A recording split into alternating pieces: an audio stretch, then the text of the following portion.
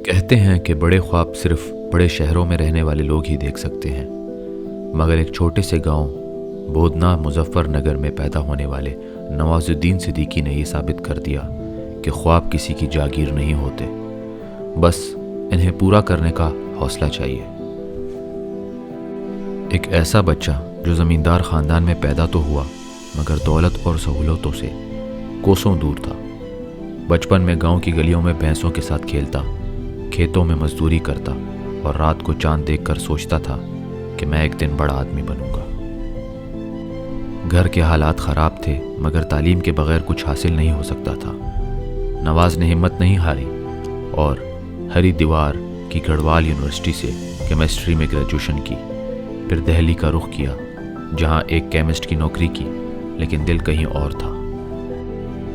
इसी दौरान national school of drama NSD में दाखिला लिया, जहां अदाकारी की बुनियादी तालीम हासिल की, लेकिन यहाँ भी मुश्किलात ख़त्म नहीं हुई। मुंबई आया, ख्वाब बड़े थे मगर हकीकत तल्ख थी। आई थिंक ये 20 साल की जर्नी है मेरी।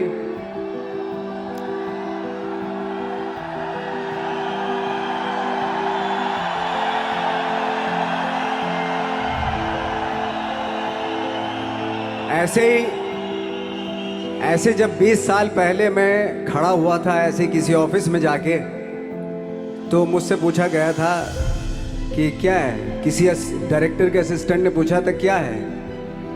मैंने कहा एक्टर हैं। बोले दिखने से तो लगते नहीं हो एक्टर हो। तो क्या होता था कि इंडस्ट्री में हमेशा ये चलन था कि एक्टर हीरो जो होता है वो 6 फुट का होता है और गोरा होता है और लंबा चौड़ा बल्ले छल्ले होते हैं।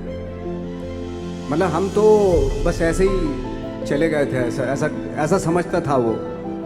और शिप्रा, मैं ये आपको यकीन दिलाना चाहता हूँ इस चीज़ का कि मेरे खुद के रिश्तेदारों ने भी, जब मैंने उनसे इच्छा जाहिर की कि मैं एक्टर बनना चाहता हूँ, तो उन्होंने भी मुझे डीमोरलाइज किया कि पहले शक्ल तो देख ले अपनी, क्योंकि 5 फुट का छोटा पतला दुबला सा आदमी, काला कलूटा।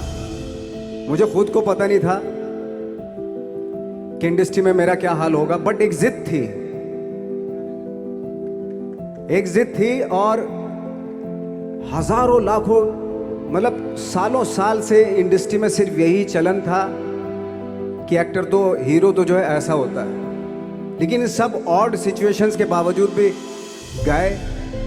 लेकिन एक चीज मेरे दिमाग में थी। कई सालों तक फुटपाथ पर सोना पड़ा, चौकीदारी करनी पड़ी। दिन भर ऑडिशंस में धक्के खाने के बाद रात को भूखे सोना पड़ा। कभी दोस्तों के साथ एक छोटे से कमरे में 4-5 लोग रहते थे। कई बार ऐसा भी हुआ कि जेब में सिर्फ 10 रुपये होते और सोचना पड़ता कि खाने में क्या लूं, चाय या बिस्किट। मगर नवाजुद्दीन ने हार नहीं मानी। नवाजुद्दीन सिद्दीकी की किस्मत का पहला दरवाज़ा आमिर खान की फिल्म सरफरोश 1999 में खुला, जहां इन्हें एक मुख्तसर सा रोल मिला। अगरचे ये किरदार इतना छोटा था कि किसी ने इन पर ध्यान नहीं दिया, मगर नवाज ने इसे भी पूरी ईमानदारी से निभाया। 2007 में फिल्म ब्लैक फ्राइडे में इन्हें एक अहम रोल मिला, लेकिन असल पहचान 2010 में फिल्म पेपली लाइफ से मिली, मगर ये सब भी मामूली कामयाबियां थी। फिर 2012 में फिल्म गैंग्स ऑफ वासेपुर आई और नवाज ने पूरी दुनिया को चौंका दिया। फैसल खान के किरदार ने इन्हें वो पहचान दी जिसके लिए वो सालों से तरस रहे थे। नवाजुद्दीन जब कामयाब हो गए तो भी इनकी सादगी नहीं गई। एक बार किसी ने पूछा, आपके पास तो करोड़ों रुपए हैं, मगर आप अब भी एक आम सी गाड़ी में क्यों घूमते हैं? उन्होंने हंसते हुए जवाब दिया, मैंने ज़िंदगी में ज़्यादातर फुटपाथ पर रातें गुजारी हैं। ये बड़ी बड़ी गाड़ियाँ और बड़ी बड़ी कोठियाँ मुझे परेशान करती हैं।